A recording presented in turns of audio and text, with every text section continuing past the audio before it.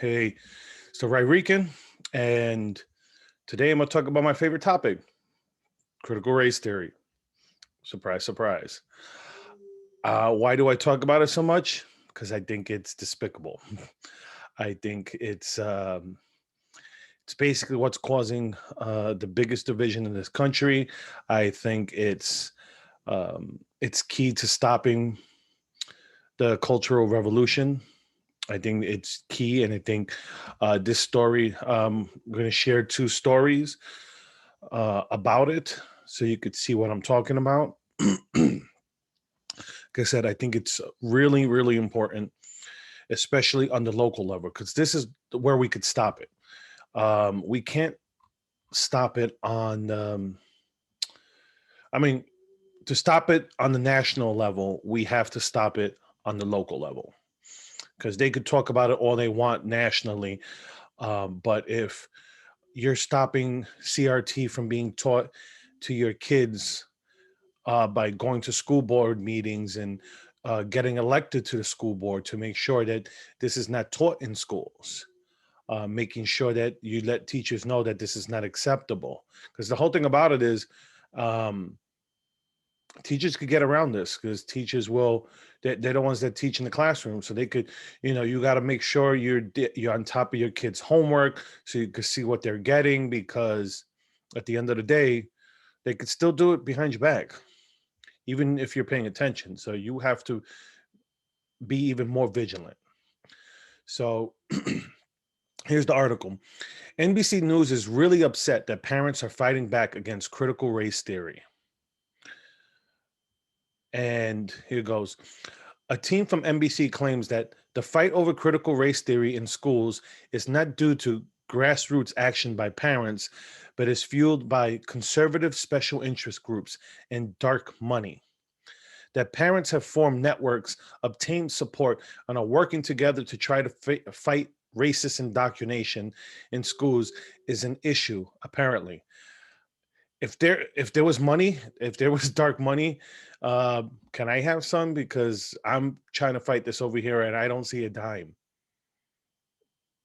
It'd make my fight easier if I had money to fight this, but this is what I could do on my side.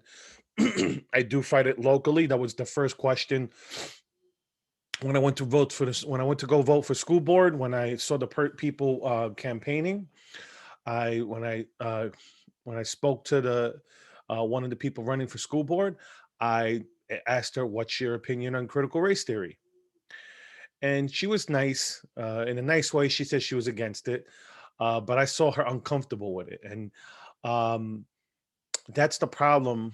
And that's a problem too because well, it's not a problem no more because I think it's especially on the right, we're seeing that we have to be against this. Uh, we can't play footsie with it. We can't play nicey with it. We have to tell them no, we're against it. And here goes. For NBC, these parents wouldn't have a leg to stand on if it weren't for the corporate influence of seasoned GOP activists who seek to do battle with school boards. They slam those who are working hard to make sure kids aren't taught to hate themselves and their country. The tone is one of simple surprise. How could anyone be against anti racism? This fabricated stupor is the common refrain from those seeking to uphold this divisive ideology. It's not just are they, not just this whole nonsense of being anti-racist that it's not enough to be against racism. You have to be anti-racist, like the whole nonsense of Antifa, being anti-fascist. It's like, oh, it's nice. Let's be anti-fascist by doing fascist techniques. I mean, that's Antifa in a nutshell for you. So it's the same way where they tell you you have to be anti-racist. So it's like you have to be racist in order to be anti-racist. And what's the other lie they sell you? Like I did in my other video, the lie they tell you it's about teaching you, oh, the negative aspects of American history. No, that's not what critical race theory is, because we teach that. We may not teach all of it. We can do a better job of teaching the darkest parts of our history, but at the end of the day, we shouldn't be teaching uh white kids that they're the oppressor, and we shouldn't be teaching black and Spanish kids that they're oppressed, because in this country you could go from poor to you could go from rags to riches in this country. You could, it's hard, it's not easy, but it could still be done. So here it's talking about how they're talking about um they cite 165 parents groups. Damn, this site keeps jumping. Parents groups that have grown over the past year to take on everything from remote school to masking restrictions to critical race and gender theory, and they seem to think parental involvement on various levels of support is a bad thing. What's really happening here is that the forms of grassroots civic action that have bolstered leftist causes for years. Ugh, okay, where did it jump to? um, Leftist causes for years upon years are now being taken up by conservatives, and the left doesn't like it one bit. In fact, they seek to discredit this work, saying that it's being fueled by dark moneyed interests and not being pushed forward by concerned parents furious over the decline of American education and fearful for their kids. Listen, this is like I said before I started. It's an ideology that's it's an ideology. It's not a theory. It's an ideology. It's an ideology that's basically seeking to, um, instead of dividing us by class, which was the original Marxist plan, was to divide us by class. And since that couldn't take root in this country, now they're dividing us by class, by gender. The irony is they're trying to get remove or senses of gender, which it's just beyond me. Uh, whole birthing person's nonsense. But yeah, so you can see, they're trying to say that there's, you know, uh, big money, dark money, however you want to say it, because if there's a certain billionaire that funds a lot of causes on the left that, if you say his name, you're, right away, they either say you're a conspiracy theorist, or the funniest of funnies is when they'll try to accuse you of being an anti-Semite, when it's like, um pot, here's the kettle. So anyways, so I mean, it's just ridiculous. Parents, go out there, fight. You need to be involved in your kids' school boards.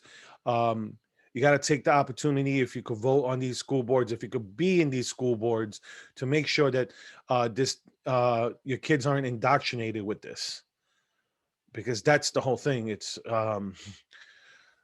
an indoctrination. It's not education anymore, and it needs to be stopped.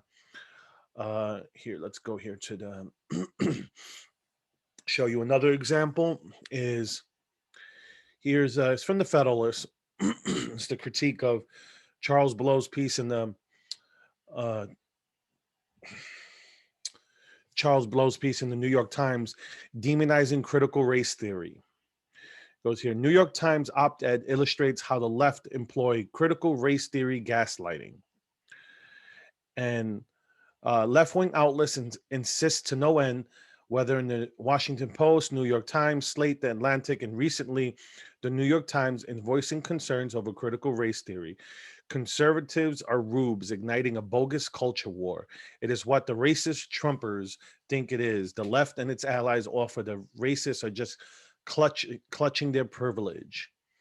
Take this piece by Charles Blow, an opinion columnist at the New York Times. According to Blow, critical race theory is the political right's new boogeyman that makes white people uncomfortable but doesn't diagnose the country as evil, even though it's beyond dispute that some evil people designed the architecture of racial oppression in this country, and that there are still some who help maintain it. If you found these statements contradictory, you're not alone. Rather, you are sane. Yeah, exactly. It's like, that's his quote. This is his exact quote. Doesn't it goes here? you know, it just blows my mind how they just look at these different things. Oh, it's the new boogeyman of the right, and it's race. It's racist trying to uh maintain power, maintain their privilege.